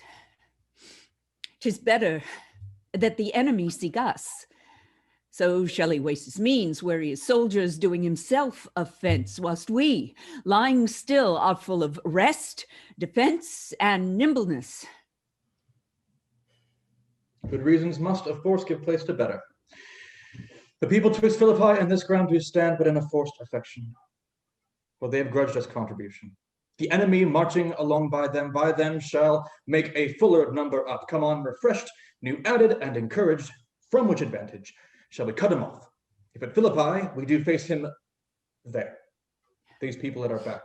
Hear me, good brother. Under your pardon, you must note besides that we have tried the utmost of our friends. Our legions are brimful, our cause is ripe, the enemy increaseth every day. We at the height are ready to decline. There is a tide in the affairs of men, which taken at the flood leads on to fortune. On such a full sea are we now afloat, and we must take the current when it serves or lose our ventures. Then with your will, go on. We'll along ourselves and meet them at Philippi.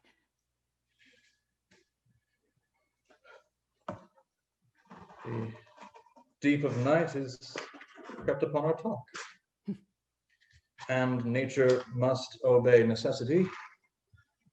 There is no more to say. No more. Good night. Early tomorrow we will rise and hence. Good night, Casca.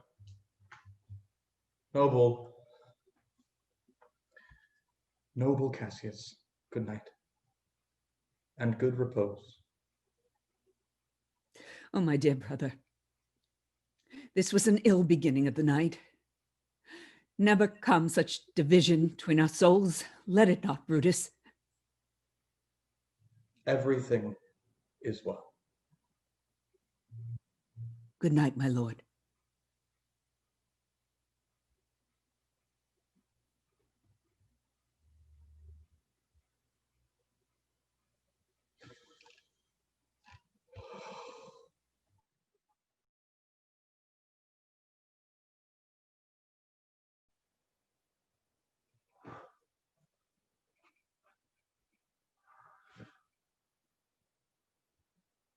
How ill this taper burns.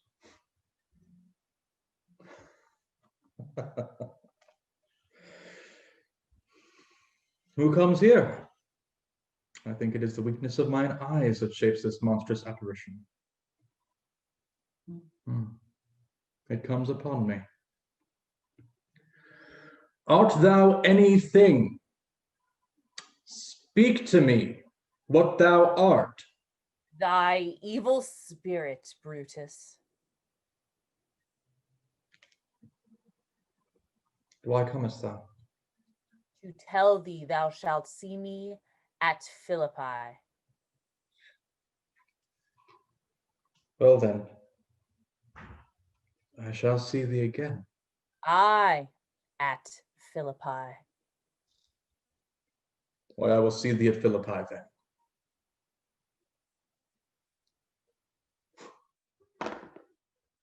Now I have taken heart, thou vanishest.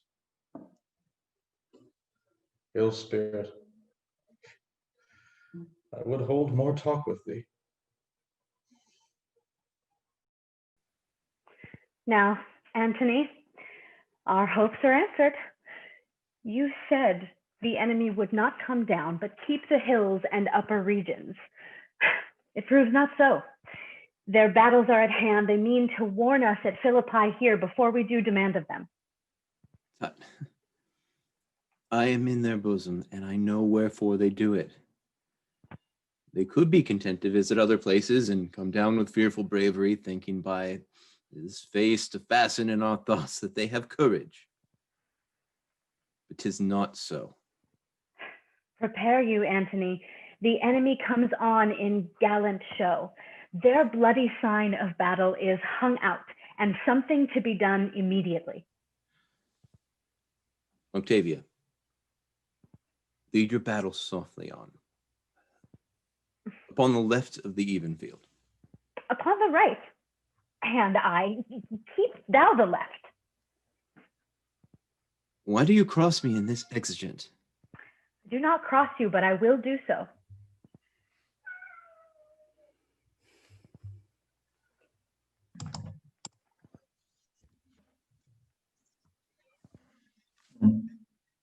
They stand, and would have parley. We must out and talk. Mark Antony, shall we give sign of battle? No, Caesar. We will answer on their charge. Make forth.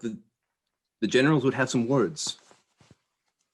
Words before blows. Is it so, countrymen? Not that we love words better as you do. Good words are better than bad strokes, Octavia. In your bad strokes, Brutus, you give good words. Witness the hole you made in Caesar's heart, crying, "Long live, hail Caesar." Antony, the posture of your blows are yet unknown, but for your words, they rob the Hybla bees and leave them honeyless. It's not stingless, too.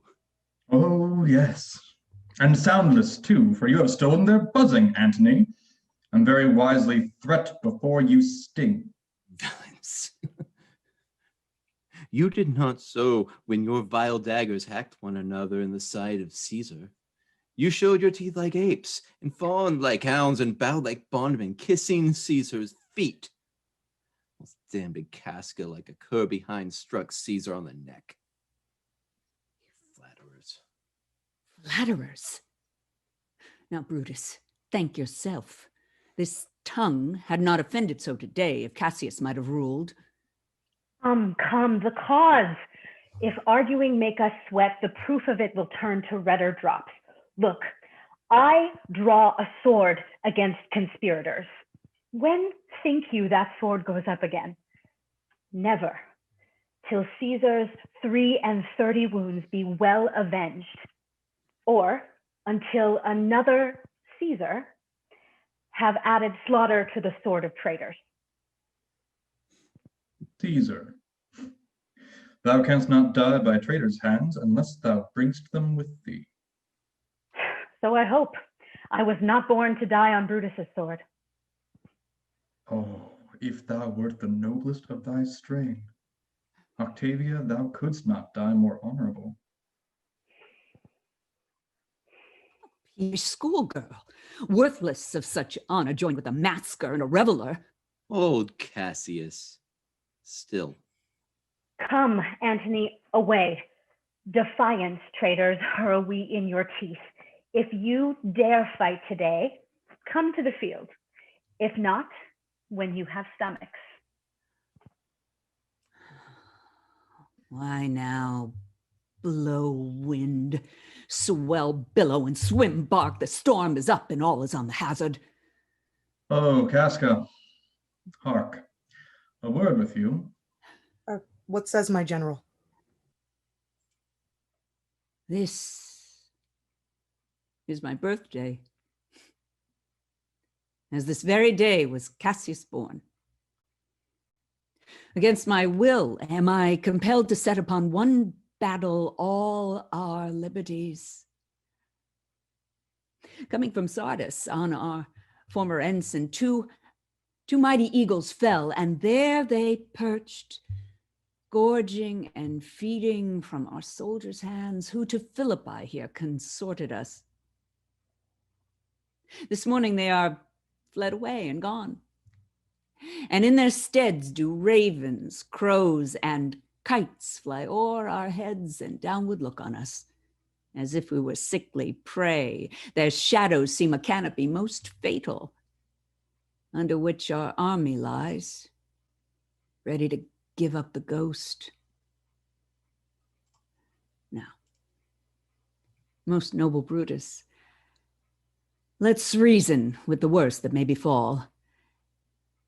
If we do lose this battle, then is this the very last time we shall speak together? What are you then determined to do? Even by the rule of that philosophy, by which I did blame Cato for the death which he did give himself, arming myself with patience, to stay the providence of some high powers that govern us below. Then, if we lose this battle, you are contented to be led in triumph through the streets of Rome? No, Cassius, no. Think not, thou noble Roman, that ever Brutus will go bound to Rome. He bears too great a mind. But this same day must end that work the Ides of March begun, and whether we shall meet again, I know not. Therefore, our everlasting farewell take. Forever and forever, farewell, Cassius. If we do meet again, why, we shall smile. If not, why then, this parting was well made. Forever. And forever farewell, Brutus. If we do meet again, we'll smile indeed. If not, 'tis true. This parting was well made. Why then, lead on. That a man might know the end of this day's business ere it come. But it sufficeth that the day will end, and then the end is known. Oh, look, Casca, look, the villains fly. Myself to mine own turned enemy.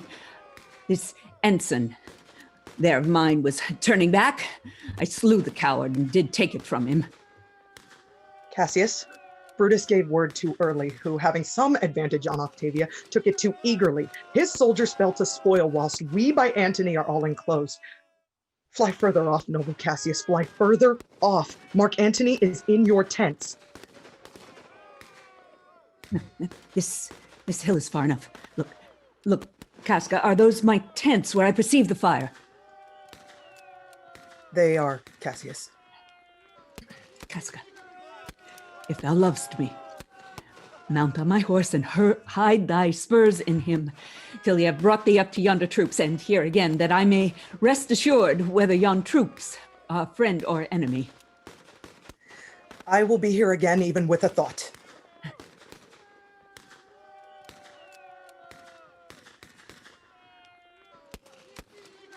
This day I breathe first. Time has come round, and where I did begin, there shall I end. My life has run its compass. Oh, coward that I am to live so long to see my best friends ta'en before my face.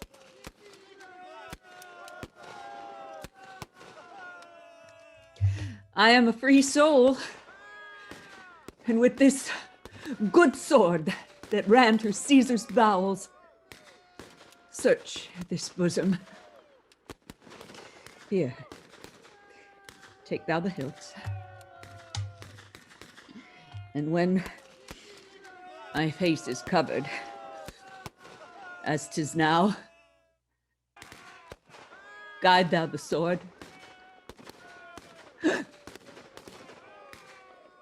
Caesar,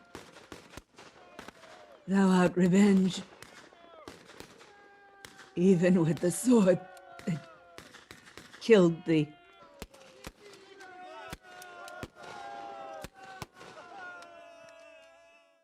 It is but change, Cassius, for Octavia is overthrown by noble Brutus's power, as Cassius's legions are by Antony. She lies not like the living. Oh, my heart. Setting sun, as in thy red rays thou dost sink tonight. The sun of Rome is set. Clouds, dews, and dangers come. Our deeds are done. Mistrust of good success hath done this deed. Hateful error, melancholy's child, why dost thou show to the apt thoughts of men the things that are not? Why didst thou send me forth, brave Cassius? Did I not meet thy friends? And did they not put on my brows this wreath of victory? And bid me give it thee? Didst thou not hear their shouts? Thou hast misconstrued everything. But hold thee. Take this garland on thy brow, thy Brutus, bid me give it thee, and I will do his bidding. Brutus, come apace and see how I regarded Caius Cassius. Where? Casca doth her body lie?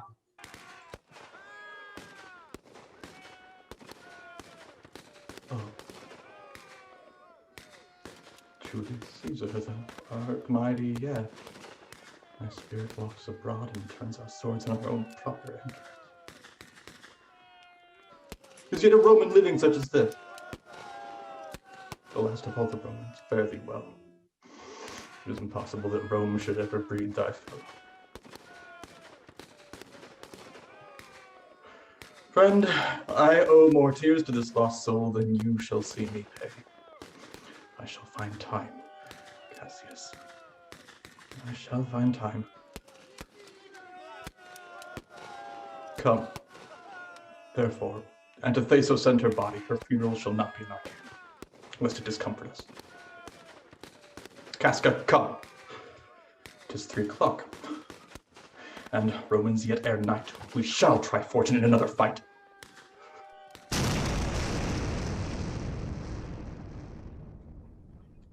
Oh, poor remains of friends. Rest on this rock.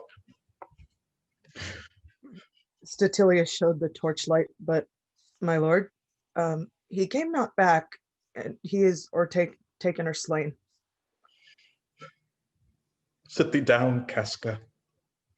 Slaying is the word. It is a deed in fashion. Hark thee, Casca. What says my lord? The ghost of Caesar hath appeared to me. 2 several times by night. At Sardis once, and this last night, here in Philippi fields. I know my hour is come. Not so, my lord. Nay, I am sure it is. Casca, thou seest the world, Casca. How it goes, our enemies have beat us to the pit. It is more worthy to leap in ourselves than tarry till they push us. Good Casca, thou knowest that we two went to school together, even for that our love of old, I prithee. Hold thou my sword hilts while I do run upon it. That's not an office for a friend, my lord. My heart doth joy that in all my life I found no man, but he was true to me. I shall have glory by this losing day, more than Octavia and Mark Antony by this vile conquest shall attain unto. Night hangs upon mine eyes. My bones would rest, which have labored but to obtain this hour. Hold then my sword, and turn away thy face while I do run upon it. Wilt thou, Casca? Fly, fly, my lord. There is no tarrying here.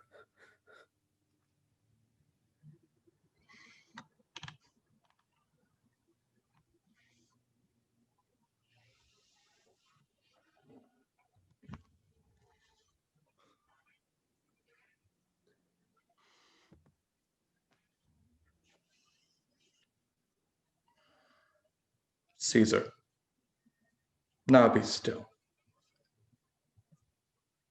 I killed not you with half so good a will.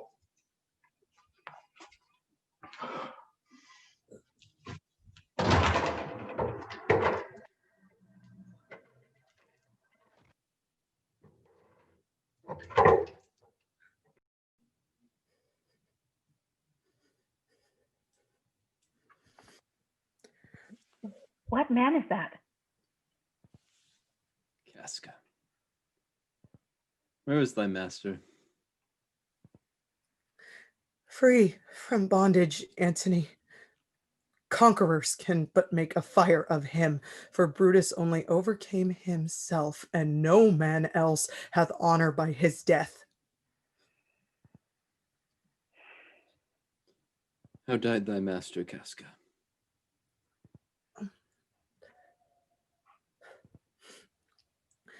I held the sword, and he did run on it.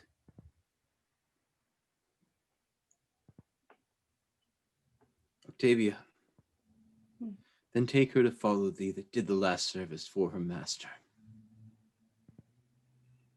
This was the noblest Roman of them all. All the conspirators, save only he, did that they did, in envy of great Caesar. He only, in the general honest thought and common good to all, made one of them. His life was gentle, and the elements so mixed in him that nature might stand up and say to all the world, this was a man. According to his virtue, let us use him with all respect and rites of burial. Within my tent, his bones tonight shall lie, most like a soldier, ordered honorably. So call the field to rest, and let's away to part the glories of this happy day.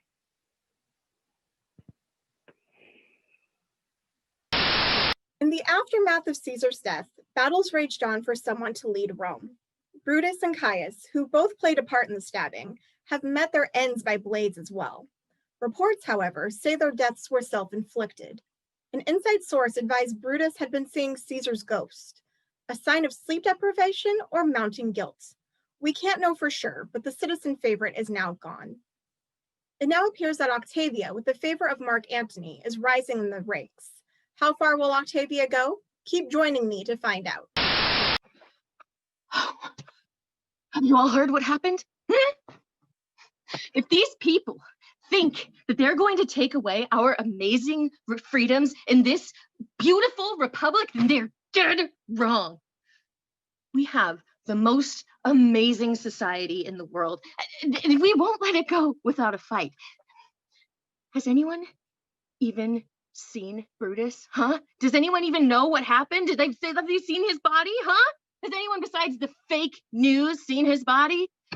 No, I bet that loser Antony and stupid Octavia are just using this whole thing as a power play. They're seizing power for themselves. This is unacceptable. This is ridiculous. We are smart. We are tough. We are Roman. And I, for one, am not going to give up our republic without a fight. Rome for Romans, my sweets. Spread the news.